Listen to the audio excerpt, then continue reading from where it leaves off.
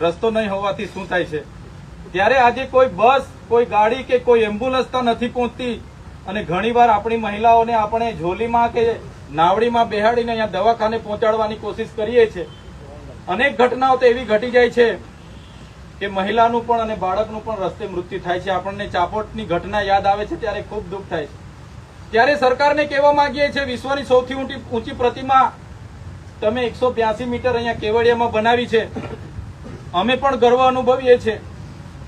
અહીંયા નર્મદા જિલ્લો વિશ્વના નકશામાં આવે એનાથી અમને પણ આનંદ છે, પણ અમારા આજુબાજુના ગામમાં રસ્તા નથી, પીવાના પાણીના જે તકલીફો છે એવી મૂળભૂત સુવિધાઓ પણ અમને મળે એવી અમે અપેક્ષા અને આશા રાખીએ છીએ.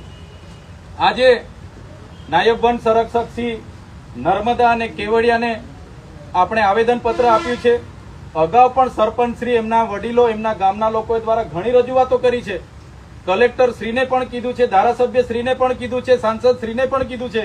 સરકારમાં પણ સ્વાગત કાર્યક્રમમાં સરપંચ શ્રીએ અરજી કરી છે, તાલુકા સભ્યએ પણ ફરિયાદો સંકલનમાં આપી છે, છતાં કોઈ નિવારણ નથી આવી રહ્યું.